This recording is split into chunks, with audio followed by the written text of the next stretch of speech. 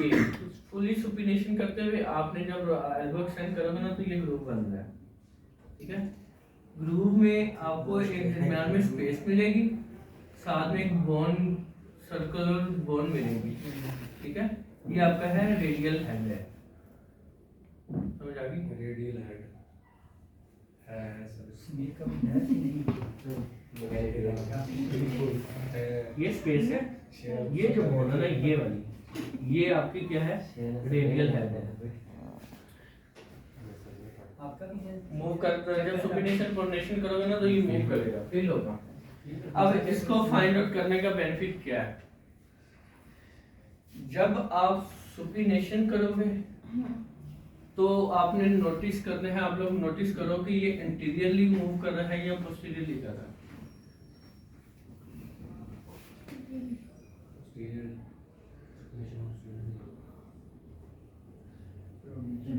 बहुत स्लाइटली है फर्क, आपने डिफरेंशिएट करना क्या है? वो अलग कैसे होता है?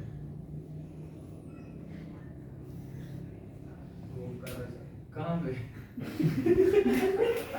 इंटीरियर मूव कर रहे हैं। इंटीरियर मूव कर सही रहा क्या है? आपने अंदर है। उसकी रीजन देखो,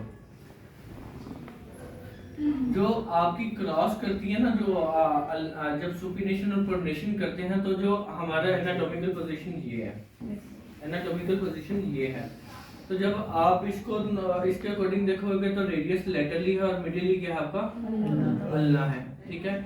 आप हाथ रख लो अपने रेडियस पे, ठीक है, सुपिनेशन को कर लो, और जब आप प्रोनेशन करने लगोगे तो जो रेडियल हेड है ना वो पोस्टीरियरली मूव करता है। रेडियल हेड जो है वो पोस्टीरियरली मूव करता है, और जब आप सुपिनेशन करते हो तो वो रेडियल हेड क्या करता है? एंटीरियरली मूव करता है। ये बहुत स्लाइटली पोजीशन है, ठीक है ना। खुद बताता है पोस्टीरियर में जा रहे हैं, इंटीरियर में जा रहे हैं। तुक्का लगाया था बाकी वो इसने पता चल रहा था, गोली रखी हुई है। उत्तर है। नहीं नहीं, इसलिए जब कर रहा था। ठीक हो गया, चलो उसका तुक्का काम कर गया, ठीक है। तो आपका जो लोअर एंड होता है वो जब सुपिनेशन होता है तो पोस्टीरियरली होता है, ठीक है, रेडियस बोन। और जब आप प्रोनेशन करते हैं तो वो क्या कहाँ चली जाती है? एंटीरियरली। ये आ गई एंटीरियर आ गई, और जो अल्लाह चलेगी वो पोस्टीरियरली चलेगी। जब आप उसको करते हो, सुपिनेट करते हो, तो लोअर एंड क्या करता है? पोस्टीरियरली चला जाता है, रेडियस बोन। मैं सिर्फ रेडियस बोन की बात कर रहा हूँ, ठीक है ना। वो बशर कंफ्यूज हो रहे क्या हो रहा है? सही है।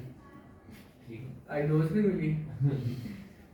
अच्छा चलो, ये बात होगी। इसके बताने का मकसद क्या है? हमने बात की जो रेडियस का जो अपर एंड है ना वो सर्कुलर होता है, और जो लोअर एंड होता है वो क्या होता है? कनकेव होता है। समझ आ गई? अगर तो मैं वाइवे के दौरान पूछूं कि आपकी मूविंग बोन रेडियस है और आपने सुपिनेशन और प्रोनेशन इंप्रूव करनी है अकॉर्डिंग टू कैल्टन बोन, तो आपको डिसाइड करना होगा कि आप इंटीरियरली ग्लाइड दोगे तो या पोस्टीरियरली ग्लाइड दोगे। समझ आ गई? इतनी बात तक समझ आ गई? ठीक है। अब मूविंग बोन हमारी कौन सी है? रेडियस। शेप कौन सी है अपर एंड में? कन्वेक्स। सर्कुलर मतलब पूरी सर्कुलर है ना, ये पूरी सर्कुलर क्या है? कन्वेक्स है, ठीक है। और वो अल्ना पे ऐसे कनकेव शेप पे मूव कर रही होती है, ठीक है। तो अब सुपिनेशन में बोन इंटीरियरली मूव कर रही है, तो आप सुपिनेशन को इंप्रूव करवाना चाहो तो ग्लाइड कहाँ पे दोगे? पोस्टीरियरली। समझ आ गया कॉन्सेप्ट? किंजा नहीं समझ आया? क्या समझ आई है? सर रेडियस का हेड कन्वेक्स होता है। हाँ आगे। वो मूवमेंट दोबारा बताते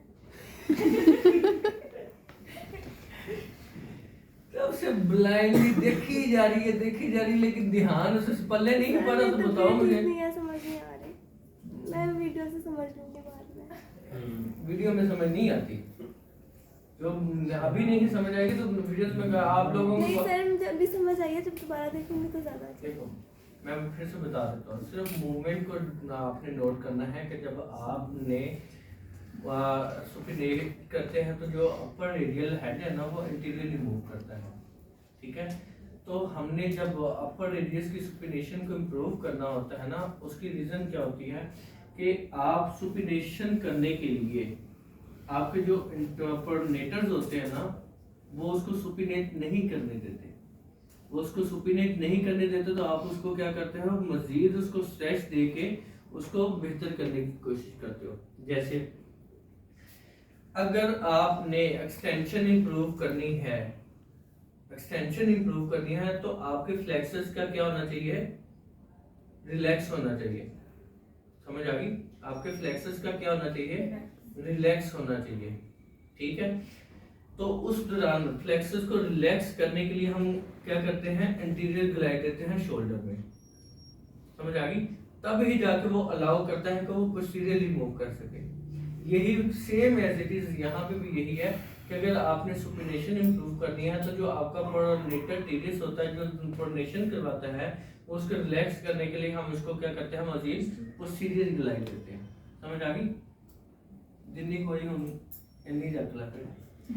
ठीक है, अब दूसरा पॉइंट ये था कि जब हम प्रोनेशन